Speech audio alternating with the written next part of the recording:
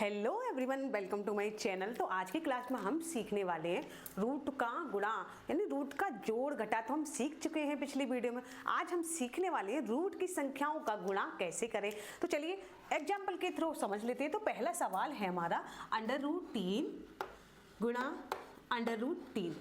तो इसको हम कैसे सॉल्व करें। यहाँ पर देखिए सेम रूट वाली संख्याएं हैं, जहाँ पर भी सेम रूट वाली संख्याएं आ जाती हैं तो वो आपस में एक से ही कट जाती हैं। जैसे कि √3 गुणा √3। तो इसमें हम क्या करेंगे, इसको हम इस तरह से भी लिख सकते हैं, गुणा यानी √3 गुणा 3। तो इसमें क्या हो गया, दो के पेयर बन गए। क्या हुआ, दो के पेयर बन गए। तो इसमें हम क्या करते हैं, जब रूट में अभी दो के पेयर बनाए जाते हैं तो उस पेयर में से क्या करते हैं, हम एक संख्या यानी एक नंबर ले लेते हैं। इसमें से हम ले लेंगे 3 बराबर 3। तो यही हो गया इसका आंसर। यानी सेम रूट की अगर संख्याओं को हमें गुणा करना हो तो हम क्या करते हैं, पेयर बना लेते हैं। दो संख्याओं के पेयर बन गए, उसमें से एक संख्या को हम ले लेते हैं।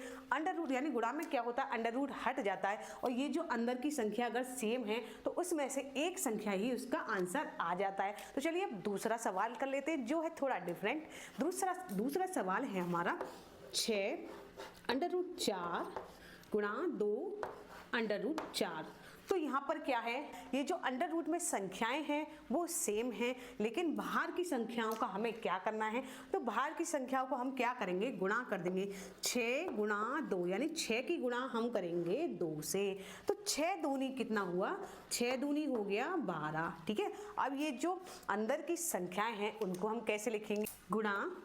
अब क्या हुआ, 4 के हमने पेयर बना लिया, एक पेयर बन गए तो उसमें से क्या करेंगे, यानी एक नंबर हम ले लेंगे। तो 4 के पेयर बने तो उसमें से हमने ले लिया 1 4। ठीक है, बराबर 12 को 4 से गुणा कर देंगे। 12 चौक 48। तो 48 हो गया हमारा आंसर। ठीक है, तो यहाँ पर अंडर रूट हट गया।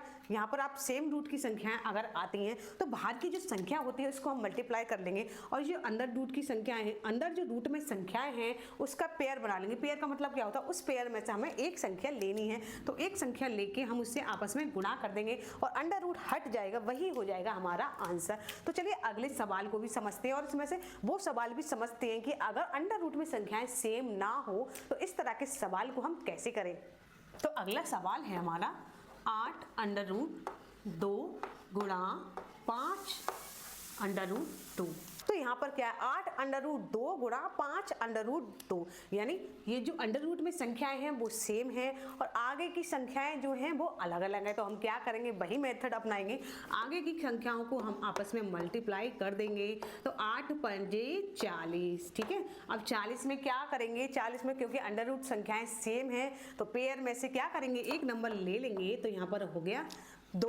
तो इन दोनों को कर देंगे मल्टीप्लाई, 40 दूनी 80। तो यही हो गया हमारा आंसर। तो देखा आपने कितने आसानी से हमने सॉल्व कर लिया। अब लेते हैं कि अगर अंडर रूट में संख्याएं सेम ना हो तो उनका मल्टीप्लाई कैसे करें। तो चलिए इसको भी कर लेते हैं। तो यहाँ पर है 8 √3 गुणा 12 √2। तो इस वाले सवाल को ध्यान से समझना। इसको हम क्या करेंगे, सबसे पहले 8 का 12 में गुणा कर लेंगे। तो 12 गुणा 8, 12 8 कितना हुआ, 96। ठीक है, अब 96 में क्या करेंगे, क्योंकि अंडर रूट संख्याएं जो हैं वो सेम नहीं है तो हम उसको इस तरह से लिख सकते हैं, √3 गुणा 2। तो इस तरह से भी हम लिख सकते हैं। एक तरीका और होता है, उससे हम ऐसे भी लिख सकते हैं, 96 अंडर रूट संख्या कितनी है, 3 गुणा √2।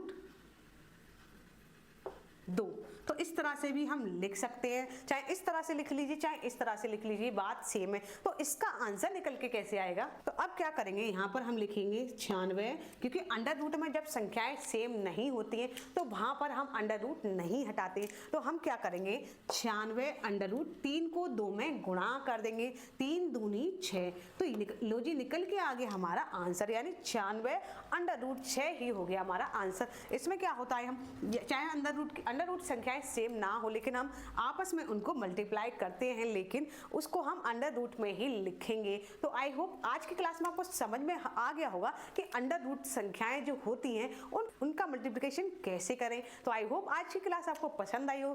क्लास पसंद आई तो वीडियो को लाइक शेयर जरूर कर दीजिए एंड एक प्यारा सा कमेंट जरूर कीजिए और मेरे पेज वीणा वरुण गुप्ता को फॉलो कर लीजिए।